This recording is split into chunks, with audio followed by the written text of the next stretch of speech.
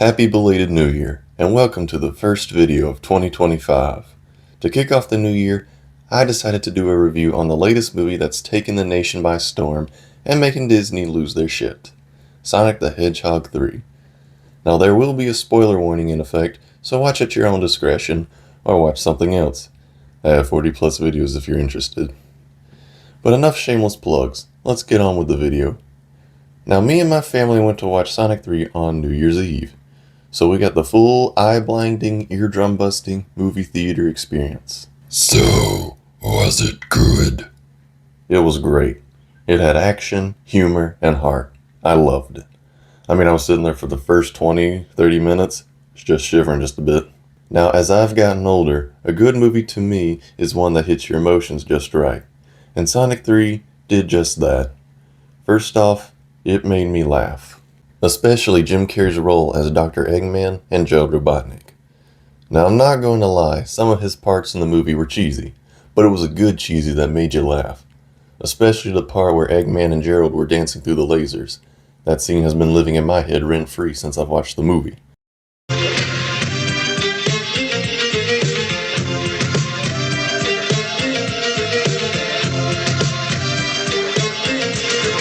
I would also like to say that the choreography was more in sync than that of professional dance groups and marching bands nowadays. I also love the part where they had the flashback of Sonic, Tails, and Knuckles watching Casper the Friendly Ghost, and Knuckles freaks out because he's scared of ghosts. Then we had the main star of the movie, Shadow. He is still the living embodiment of badassery. You're a colorful bunch.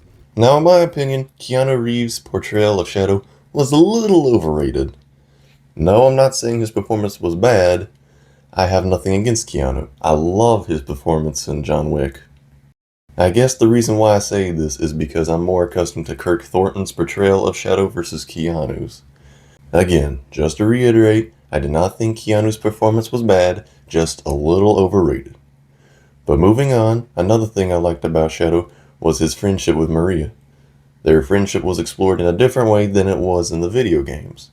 We got to see Shadow having fun with Maria doing kids stuff. We never see Shadow having fun. It was nice to see that the movie expanded upon Shadow's time with Maria. Not gonna lie, when Shadow was in the old gun base, reminiscing about his time with Maria, it made my eyes well up just a bit. It was a bittersweet moment. Now, let's talk about the action. Now, CGI hasn't been the same since 2015, but the fight scenes were awesome. We didn't just get Sonic vs. Shadow, we got Super Sonic vs. Super Shadow. One guy I watched describe their fight as an anime fight, and he was right. Sonic and Shadow were going full hog and knocking the crap out of each other. Especially the part where Shadow starts talking crap to Sonic, and he gets hit with the meanest punch ever. Sonic sent him flying. Their battle even took them to the moon, and Sonic was pissed. We rarely see Sonic pissed off.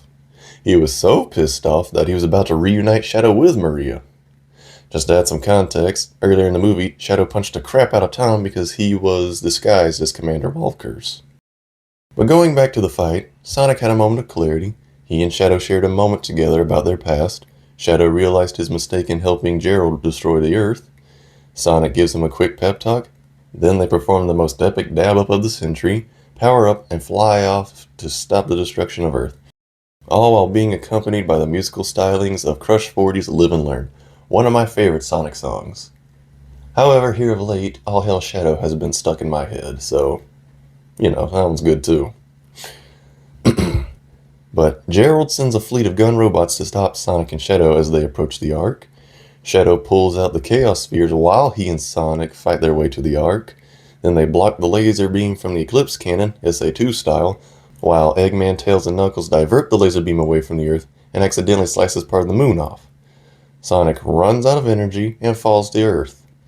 So Tails and Knuckles go after him to save him. The Ark starts to hit critical mass, so Eggman and Shadow move the Ark away from the Earth just before it blew up, causing them to sacrifice their lives and save the Earth. The movie ends with Sonic and his friends on a camping trip where he, Tails, and Knuckles have a race.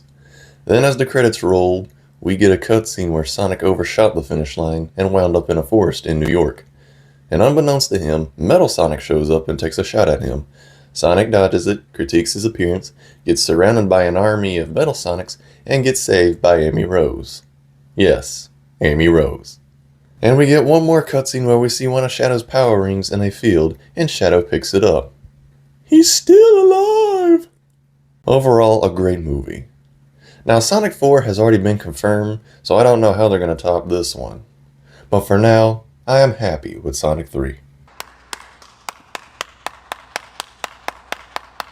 Well, that's it for this video.